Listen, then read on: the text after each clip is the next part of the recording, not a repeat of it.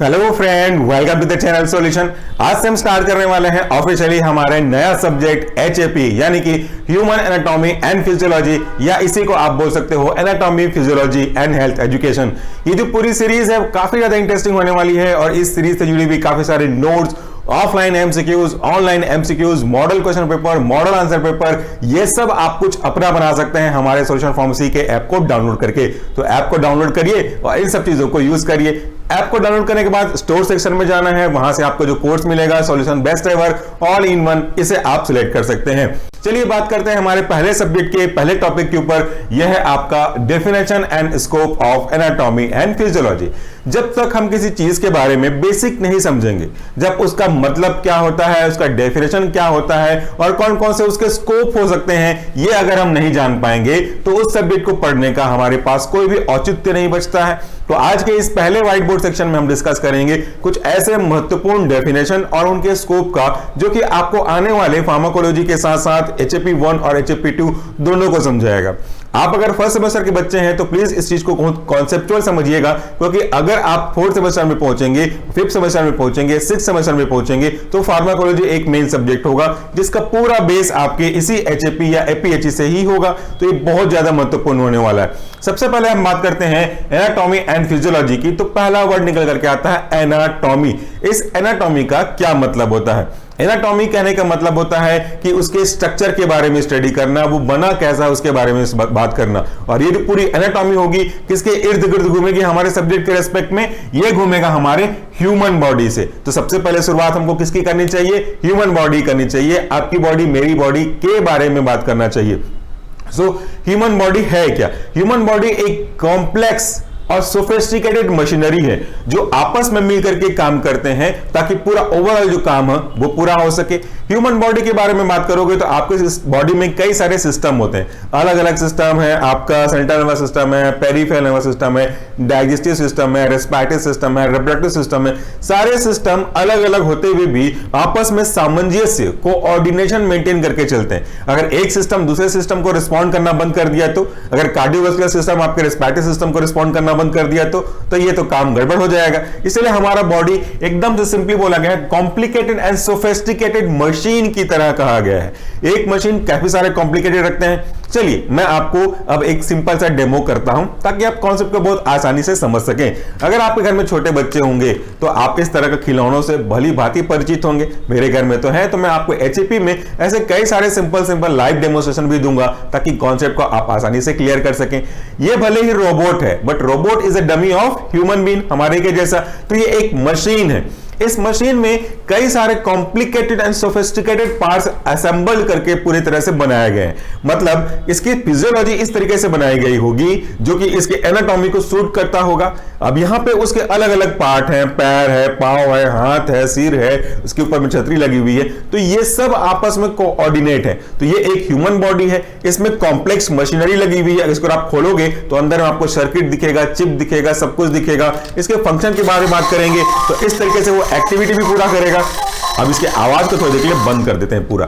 तो ये उसका कॉम्प्लेक्स स्ट्रक्चर हो गया। तो वैसे ही हमारी बॉडी है जो अलग अलग कॉम्प्लेक्सिटी के साथ बनी हुई है, कॉम्प्लेक्स है एंड वेरी सोफिस्टिकेटेड है। यह है हमारा ह्यूमन बॉडी। अब दूसरा वर्ड देखिए वह है एनाटॉमी। एनाटॉमी का क्या मतलब होता है? एक टिप्स दे रहा हूं आपको मैं। एनाटॉमी का जो पहला वर्ड है वो है ए, और हिंदी में अगर मैं एक से एक वर्ड बनाऊं तो वो निकलता है आकार। और आकार मतलब क्या होता है? कोई चीज दिखता कैसा है, उसका स्ट्रक्चर वाइज कैसा है। यही तो होता है ना, A for anatomy, A for आकार। मेरा आकार कैसा है? गोलाकार, चबुजाकार, त्रिभुजाकार, षष्टांग भूषण, ये अलग अलग चीजें होती हैं जो उनके आकार को रिप्रेजेंट कर रहा होता है। मेरे पेन का आकार कैसा है, इसका आकार कैसा है, इस व्हाइट बोर्ड का आकार कैसा है, एटसेट्रा एटसेट्रा। तो यहां पे एनाटॉमी का मतलब है आकार। तो देख लीजिए ये क्या कहता है, फिर इससे भी समझ लेंगे इस छोटे से डमी से। हमारा एनाटॉमी कहता है study of structure of body and organisation of body part so that they may include a complete body formation. और इसके अंतर्गत कई सारे आएंगे, ब्रेन आएगा, लिवर, लंग्स, किडनी, स्टमक आएगा, इसके अलावा कई चीजें आएंगी। सो एनाटॉमी में एक चीज बस आपको ध्यान रखना है, ए फॉर आकार, और आकार का मतलब है स्ट्रक्चर, कि वो दिखता कैसा है। जैसा मैंने कहा कि ये मेरा पेन दिखता कैसा है, ये हमारी बॉडी है एज्यूम करिए। तो इस बॉडी बॉडी के अंदर की जो पार्ट होंगे उसकी एनाटॉमी कैसी है, इसके हार्ट की एनाटॉमी कैसी होगी, इसके ब्रेन की एनाटॉमी कैसी होगी, इसके लेग की एनाटॉमी कैसी होगी, इसके different types of skull and bones की एनाटॉमी कैसी होगी, इसके लंग्स, लीवर, किडनी, सारे पार्ट्स की एनाटॉमी कैसी होगी, दिखता कैसा होगा, वो कहलाता है हमारा एनाटॉमी। और जब हम एनाटॉमी को समझ चुके हैं तो फिजियोलॉजी को समझना ज्यादा टफ की बात नहीं होगी। कोई भी चीज दिखता कैसा है वो तो ठीक है, लेकिन यह भी जानना तो बहुत जरूरी है कि वो काम कैसा करता है, how that particular substance work, चाहे वो जीवित आदमी के बारे में बात कर रहे हो या निर्जीव पेन के बारे में बात कर रहे हो। So study of the function of the body structure and the way they work interdependent to maintain a life और health of a particular individual. यानी कि ये एक ऐसा ब्रांच है हमारे एचएपी का, हमारे मेडिकल साइंस का, जिसमें हम किसी भी बॉडी पार्ट के स्ट्रक्चर के साथ जो हमने पढ़ा एनाटॉमी, उसके बाद उसमें हम ऐड करते हैं फिजियोलॉजी को, यानी कि फंक्शन के स्टडी को में समझते हैं, उसके बारे में स्टडी करते हैं, ताकि सारे जो पार्ट हैं वो आपस में इंटरडिपेंडेंटली कैसे काम करते हैं और कैसे हमारी बॉडी को हेल्थफुल या लाइव कंडीशन में मेंटेन करके रखते हैं। यही कहलाता है हमारा फिजियोलॉजी। ये आपने देखा ना एनाटॉमी, अब इसकी फिजियोलॉजी देखिए। ये हाथ का मूवमेंट है, हाथ मूव कर रहा है, ये इसकी फिजियोलॉजी की कैसे मूव कर रहा है, इसके मूवमेंट का मसल कॉन्ट्रैक्शन, मसल रिलैक्शन, आपके हार्ट का कैसा फिजियोलॉजी है, कैसे कॉन्ट्रैक्शन, कैसे रिलैक्शन, डाइजेस्टिव सिस्टम की क्या फिजियोलॉजी, कैसे एसिड सीक्रेशन, कैसे उसका काइल में कन्वर्ट करना, कैसे एब्जॉर्प्शन, कैसे फर्दर उसको एलिमिनेशन एज अ स्टूल, तो वो उसकी फिजियोलॉजी है। ये आप देख रहे हैं एनाटॉमी, अब आप जो देखोगे ये उसकी फिजियोलॉजी है। यहां पे हम उसके फिजियोलॉजी को समझते हैं। देखिए ये उसकी फिजियोलॉजी को एक्सप्लेन कर रहा है कि हाथ पैर का आपस में कैसे कोऑर्डिनेशन है, इंटरडिपेंडेंटली आपस के साथ कोऑर्डिनेशन है। अगर पैर नीचे आ रहा है तो हाथ नीचे आ रहा है, पैर ऊपर जा रहा है तो हाथ भी ऊपर आ रहा है। तो ये जो आपस में संबंध है इनका, कैसे कोऑर्डिनेटेड वे में काम कर रहे हैं, यही तो हमारी फिजियोलॉजी कहलाती है। सो एनाटॉमी एंड फिजियोलॉजी दो ऐसे टर्म हैं जो आपस में भाई भाई की तरह चलते हैं, कदम से कदम मिला करके। उम्मीद करता हूं कि आपको कॉन्सेप्ट समझ में आ गया होगा। आगे बात करते हैं हमारे नेक्स्ट पॉइंट की, तो वो है आपका सब डिसिप्लिन्स ऑफ एनाटॉमी। सब डिसिप्लिन्स मतलब, या उसके स्कोप को भी समझ सकते हैं कि उसके और फर्दर कौन कौन से क्लासिफिकेशन, सब क्लासिफिकेशन है, या उसको पढ़ने के बाद हमारे ऊपर कौन कौन से स्कोप के चांसेस दिख सकते हैं, उसी की स्टडी कहलाती है हमारी सब डिसिप्लिन या स्कोप ऑफ एनाटॉमी। वैसे ही स्कोप ऑफ फिजियोलॉजी भी होगा, तो पहले वाले बॉडी वर्ड सेक्शन में हम पढ़ेंगे स्कोप ऑफ एनाटॉमी। पहला जो वर्ड हमारे पास है वो है एम्ब्रियोलॉजी। एम्ब्रियोलॉजी दो शब्दों से मिलकर बना है, पहला है आपका एम्ब्रियो और दूसरा है लॉजी। ये जो लॉजी को हमने चेंज किया है, लॉजी बेसिकली बना हुआ है लॉगस से, जिसका मतलब होता है टू स्टडी, और आपके जो एम्ब्रियो है उसका मतलब होता है एक ऐसा सब्सटेंस जो लिविंग लाइफ को अब शुरुआत कर रहा है after fertilisation, after formation of oocytes। ये हमारा फर्टिलाइजेशन के प्रोसेस को रिप्रेजेंट कर रहा है। So what is embryology? Embryology is a study of origin and development of individual life from the fertilisation of an oocyte to the 8 week of development. जब कभी भी फीमेल और मेल का रिप्रोडक्शन साइकिल पूरा होता है तो वहां पे आगे जाकर के इनका फर्टिलाइजेशन कंप्लीट होता है। फर्टिलाइजेशन के लिए oocyte और स्पर्म सेल का मिलना आवश्यक है, तो वहां पे उनके different types of combination, even fertilisation से लेकर के 8 वीक ऑफ डेवलपमेंट तक की पूरी जो स्टडी है वही कहलाती है हमारी एम्ब्रियोलॉजी। शब्दों को आप समझें, शब्दों को तोड़ करके वापस से उनके मतलब को जान करके जोड़ें, तो आप आराम से कॉन्सेप्ट को क्लियर कर सकते हैं। जैसा मैंने कहा, एम्ब्रियो का मतलब होता है एक ऐसे डेवलपमेंट का फूड से जो कि उस साइड से डेवलप होता है, मतलब एक प्रकार से भ्रूण बोल लीजिए, उसके डेवलपमेंट की स्टडी एम्ब्रियोलॉजी कहलाती है। वैसा ही हमारा दूसरा है डेवलपमेंटल एनाटॉमी। डेवलपमेंटल एनाटॉमी का क्या मतलब होता है? एनाटॉमी का मतलब होता है कि वो दिखता कैसा है, उसका आकार प्रकार कैसा है, और डेवलपमेंट बना हुआ है डेवलप करने से। और डेवलप का मतलब क्या होता है? भाई कोई चीज छोटे से आकार में होगी या रफ मैनर में होगी, वो धीरे से डेवलप करते करते बड़ा होता जाएगा, तो उसका डेवलपमेंट कहलाता है। एक छोटा सा गांव धीरे से कस्बा, फिर तहसील, फिर शहर बनता है, ये उसका डेवलपमेंट है। वैसे ही हमारा डेवलपमेंट है कि हम छोटे बच्चे से लेकर धीरे धीरे बड़े होते एडल्ट तक पहुंचते हैं, मैच्योर इनफ तक पहुंचते हैं, ये हमारा डेवलपमेंट है। सो किसी भी स्ट्रक्चर की, क्योंकि एनाटॉमी वर्ड यूज किया गया है तो वहां पे स्ट्रक्चर आ जाएगा, तो किसी भी स्ट्रक्चर की उनके डेवलपमेंट के पॉइंट ऑफ व्यू से स्टडी करना वो कहलाता है डेवलपमेंटल एनाटॉमी। अब जब आप बात कर रहे हो एम्ब्रियोलॉजी की, तो ये एम्ब्रियो जो बना हुआ होगा, जो भ्रूण जो बना हुआ होगा, वो साइड से बना होगा, वो तो डेवलप होते होते होते फाइनली आके ऑफ स्प्रिंग तक खुद ही पहुंचेगा।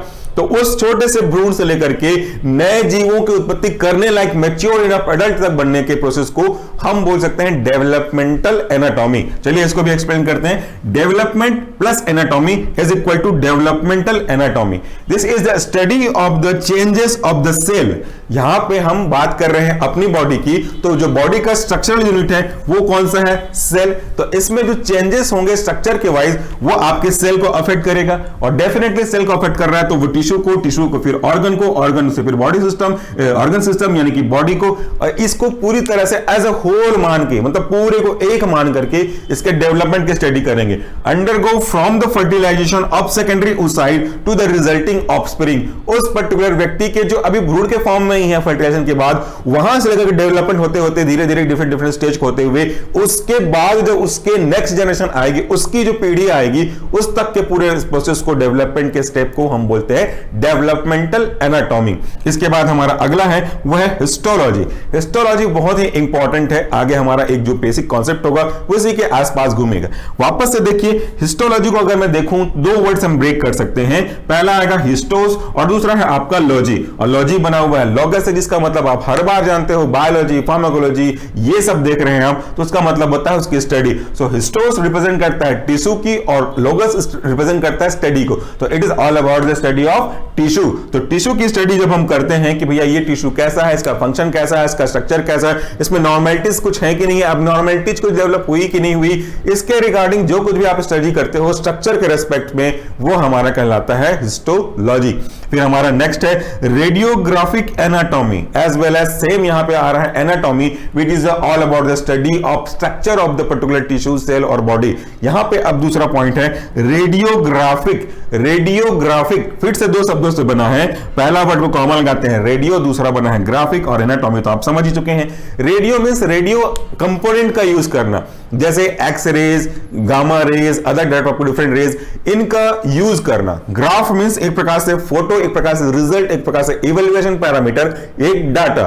तो रेडियो सब्सटेंस को यूज करके हम एनाटॉमी के रेस्पेक्ट में एक ग्राफ बना दें, एक डाटा बना दें, तो वो कहलाता है रेडियोग्राफिक एनाटॉमी। भैया अगर मेरे बॉडी के पर्टिकुलर पार्ट में कुछ फ्रैक्चर हो गया, सपोज इसी हाथ में हो गया, तो मुझे देख के तो नहीं पता चल रहा है कि कैसा इसका स्ट्रक्चर में चेंज हुआ है, सीधा था तो वो टूट गया है क्या, हेयरलाइन फ्रैक्चर है क्या, एक दूसरे के ऊपर सुपर इंपोज हो गया है क्या, ये तो देख के समझ में नहीं आ रहा। तो इसकी इस एनाटॉमी को स्टडी करने के लिए मैं एक्सरे की मदद लूंगा, और वो एक्सरे इनके थ्रू गुजरेगा, और जिनके थ्रू गुजर सकता है वहां पे वो कोई भी कलर इंपार्ट नहीं करेंगे, और जिससे गुजर नहीं सकते हैं वहां पे डार्क स्पॉट बना देगा, अंधेरा बना देगा, ब्लैकिश बना देगा।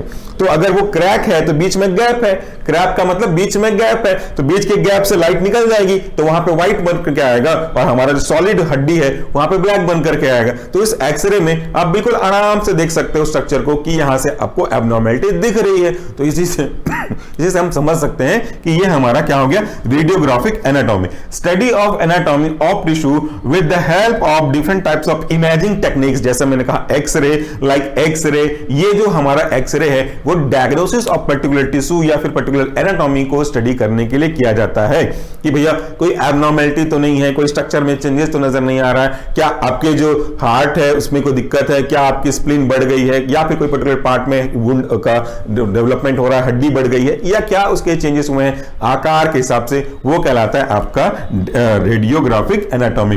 फिर हमारा लास्ट है हमारा एनाटॉमी के रेस्पेक्ट में, ये है pathological anatomy. Anatomy will be same again, and next हमको pathology that is also representing the pathogen की स्टडी। तो पैथोजन की स्टडी एनाटॉमी के रेस्पेक्ट में कैसी होगी? So it is the pathogen means microorganism, and disease का मतलब होता है जब कभी भी कोई माइक्रोजम आपकी बॉडी में एंटर करता है, आपकी बॉडी में एंटर करने के बाद आपके उस बॉडी के स्पेसिफिक स्ट्रक्चर में या तो फंक्शन में एबनॉर्मेलिटी देखने को मिलती है। अगर स्ट्रक्चर के एबनॉर्मेलिटी की स्टडी करोगे तो वो कहलाएगी आपके पैथोजेनिक एनाटॉमी, और उसके फिजियोलॉजी को स्टडी करोगे तो वाइस वर्सा अपने आप बन जाएगी वो physiology. So it is the study of the diseased tissue in their anatomy respect point of view. तो ये हो गया हमारा पहला व्हाइट बोर्ड सेक्शन, जिसमें हमने स्कोप या फिर सब डिसिप्लिन्स ऑफ एनाटॉमी के बारे में पढ़ा। चलिए चलते हैं सेकंड व्हाइट बोर्ड सेक्शन में, जहां पे हम बात करेंगे इसी के स्कोप ऑफ फिजियोलॉजी के रेस्पेक्ट में। चलिए अब हम बात कर लेते हैं सब डिसिप्लिन या स्कोप ऑफ फिजियोलॉजी की। जैसा एनाटॉमी का स्कोप समझना आसान था, वैसा ही फिजियोलॉजी का स्कोप समझना आसान होगा अगर आप एक कैंची से वर्ड को काटना शुरू कर देंगे। तो कैसे, चलिए समझाता हूं किस तरीके से काम करेगा। पहला हमारा स्कोप या सब डिसिप्लिन है एंडोक्राइनोलॉजी। ये जो एंडोक्राइनोलॉजी है, इसको अगर मैं कट करता हूं पॉसिबल वर्ड्स में तो टूटेगा ये एंडोक्राइन प्लस लॉजी। एक रफ में समझाया है, स्टार के साथ साथ हैज लगाया है, इसका मतलब है कि मैंने इसको अपने तरीके से तोड़ा। एग्जैक्टली सेम वर्ड हो ये जरूरी नहीं है। सबसे पहला वर्ड है एंडो, इसका मतलब होता है अंदर, अंदर को हिंदी में बोलते हैं अंतः, इनसाइड। और दूसरा है क्राइन, दैट मींस सिक्रीशन, यानी कि कोई चीज को लिबरेट करना। और लॉजी को हमने कई बार देख चुका है, उसका मतलब है टू स्टडी। सो एक ऐसे ऑर्गन की स्टडी करना जो अंतःस्रावी ग्रंथि है, जो अपने अंदर से कुछ न कुछ स्पेसिफिक टाइप्स ऑफ केमिकल्स को, जिसे हम हार्मोन के नाम से जानते हैं, इसका सिक्रीशन करती है। सो कुछ इस तरीके से बोल सकते हैं, it is a branch of physiology as well as medicine which include the study of endocrine gland and their hormones. Hormone ऐसे केमिकल्स होते हैं जिनकी बहुत कम क्वांटिटी में जरूरत होती है, लेकिन यही क्वांटिटी अगर ना मिल पाए तो इससे हमारे ऑर्गन के फिजियोलॉजी में काफी सारे चेंजेस देखने को मिल सकते हैं। ये हार्मोन अपनी अपनी भूमिका अलग अलग तरीके से निभाते हैं। ये डिपेंड करता है कि कौन सा हार्मोन है। अगर वो ग्रोथ हार्मोन है तो वो ग्रोथ को फैसिलिटेट करेगा। ग्रोथ हार्मोन की कमी हो गई तो बच्चा नाटा रह सकता है। ग्रोथ हार्मोन की अधिकता हो गई तो वो बहुत लंबा जा सकता है। वैसे इंसुलिन एक ऐसा हार्मोन है जो हम सबको जरूरत पड़ती है। जब हम कोई फूड कंज्यूम करते हैं, उस फूड से मिलने वाला ग्लूकोज, उस ग्लूकोज को आपके सेल तक पहुंचाने के लिए जो बहुत ही महत्वपूर्ण भूमिका निभाता है वह है इंसुलिन। और इंसुलिन भी एंडोक्राइन ग्लैंड का एक एग्जांपल है। सो एंडोक्राइनोलॉजी मतलब इस तरह के ग्लैंड का स्टडी करना है जो हार्मोन को सीक्रेट करता है इंटरनल वे से, अंतःस्रावी ग्रंथियों के माध्यम से। समझ में आ गया आपको पहला पॉइंट। दूसरा कहता है आपका कार्डियोवैस्कुलर फिजियोलॉजी। यहां भी वही फॉर्मूला लगाते हैं, चलिए काट देते हैं। टूटेगा कार्डियो प्लस वैस्कुलर और प्लस उसकी फिजियोलॉजी। फिजियोलॉजी मतलब वो पर्टिकुलर पार्ट काम कैसे करता है, काम करने का तरीका ही फिजियोलॉजी कहलाती है। कौन सा organ? Cardio plus vascular. Cardio का मतलब होता है आपके हार्ट से रिलेटेड सब्सटेंस और वैस्कुलर मतलब ब्लड वेसल से होता है। सो हार्ट और ब्लड वेसल दोनों अधूरे हैं जब तक बीच में ब्लड नहीं आ जाता। तो इस प्रकार से हम कह सकते हैं कि इस कार्डियोवैस्कुलर फिजियोलॉजी में हार्ट ब्लड के movement with the help of blood vessel, इसके बारे में स्टडी करते हैं। एक सिंपल सा लाइनिंग डायग्राम से देख सकते हैं आप, ये जो हमारा हार्ट है, ये हार्ट आपके ब्लड को पंप करने की काम करता है, उसकी भूमिका निभाता है, उसका फिजियोलॉजी वही है। ये ब्लड किस में मूव करेगा? ये आपकी वेसल्स में मूव करेगा। ये वेसल्स फिर आगे कहां कहां तक पहुंचेंगे? ये वेसल्स आगे डिफरेंट टाइप्स ऑफ सेल में पहुंचेंगे और अल्टीमेटली उस सेल में इस ब्लड को पहुंचा देंगे और उस ब्लड में कई सारे न्यूट्रिएंट, कई सारे विटामिन या मेडिसिन अगर आप में लिए होंगे या ऑक्सीजन, वो मूव करता हुआ चलेगा। अगला है हमारा इम्यूनोलॉजी। आज के इस पेंडेमिक सिचुएशन में किसको नहीं पता इम्यूनोलॉजी की होता क्या है। हर बार हम बात करते हैं इम्यून सिस्टम की, हर बार हम बात करते हैं इम्यून बूस्टर की, मार्केट में ऐसे प्रोडक्ट की तो बारिश ही आ गई है। So what is the immunology? Again हम इसको तोड़ सकते हैं। इम्यून का मतलब है आपकी बॉडी के बॉडीगार्ड सिस्टम, प्रतिरक्षा तंत्र इम्यून सिस्टम से, and logy stand for always study, उसकी स्टडी करना। So immunology is study of body's immune system or immune response and mechanism of body protection, कि भाई आपकी बॉडी को कैसे प्रोटेक्ट करता है फ्रॉम एंटीजन। एंटीजन ऐसे एजेंट होते हैं जो कि आपकी बॉडी का पार्ट नहीं हो सकता और हो भी सकता है, जो अगर आपकी बॉडी में आए तो आपकी बॉडी के डिफेंसिव सिस्टम के लिए रिस्पॉन्सिबल एंटीबॉडी को एक्टिवेट कर देता है, जिसके रिस्पेक्ट में एंटीजन एंटीबॉडी इंटरेक्शन होगा और हमारी इम्यून सिस्टम एक्टिवेट हो जाएगी। अगर हमारा इम्यून सिस्टम स्ट्रांग है तो उस बाहर से आने वाले पैथोजन या एंटीजन को हटा देगा, हरा देगा और आप स्वस्थ इनफ रहोगे। लेकिन अगर हमारा एंटीबॉडी वीक पड़ गया या हमारा इम्यून सिस्टम ओवरऑल तरीके से वीक पड़ गया तो सामने वाला एंटीजन हावी हो जाएगा और हम बीमार पड़ जाएंगे, depending on that particular nature of that antigen. इसकी पूरी ओवरऑल स्टडी कहलाती है आपकी इम्यूनोलॉजी। फिर हम बात करते हैं नेक्स्ट सब डिसिप्लिन स्कोप का, तो यह आपका रेस्पिरेटरी फिजियोलॉजी। अगेन रेस्पिरेटरी बना हुआ है रेस्पिरेशन सिस्टम से, और रेस्पिरेशन का मतलब क्या होता है?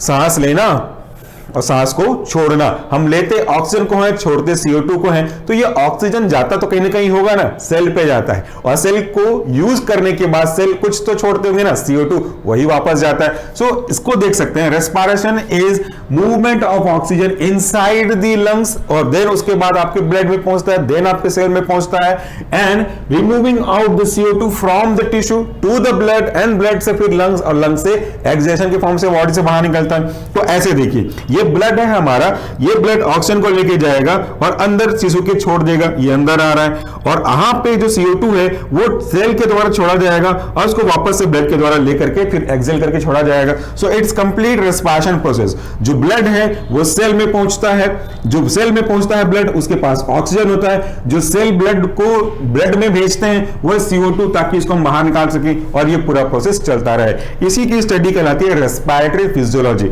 नेक्स्ट है हमारा रीनल पैथोफिजियोलॉजी। रीनल का मतलब होता है किडनी, और किडनी एक ऐसा पार्ट ऑर्गन है हमारी बॉडी का जो कि ब्लड को फिल्टर करने का काम करता है। जो कुछ भी हमने खाया पिया है, कुछ तो यूजफुल है, कुछ तो यूजलेस है। जो यूजफुल है वो आपके सेल तक पहुंचा दिया जाएगा, और जो यूजलेस है या तो जो ब्लड के बाय प्रोडक्ट आ गए हैं वो, या तो सेल के द्वारा छोड़े गए वेस्ट है वो आपके बॉडी से फिल्टर होकर बाहर निकलने चाहिए, नहीं तो आपकी बॉडी बीमार हो जाएगी। तो उसी को depending on it's nature, water solubility, ये हमारा जो किडनी है वो उसको बाहर भेजती है फिल्टर करके ब्लड को वाया यूरिन। तो ये यूरिन फॉर्मेशन करता है। यूरिन फॉर्मेशन के स्टेप के बारे में स्टडी करते हैं। So renal pathophysiology is nothing but a branch of science of physiology that include the study of urine formation with the help of kidney, that is the purification of blood, हम इसको बोल सकते हैं। सो जो toxic substance होगा वो blood में जाएगा, जो ब्लड है वो किडनी में जाएगा, किडनी से जो यूनिट है उसके नेफ्रॉन में जाएंगे, और वो फिल्टर होंगे अलग अलग फिल्ट्रेशन प्रोसेस से। उसके बाद जो प्रोडक्ट बन के आएगा वो यूरिन कहलाएगा, और यूरिन बॉडी से बाहर निकाल दिया जाएगा। तो हमने दोनों व्हाइट बोर्ड सेक्शन में मिला करके देखा कि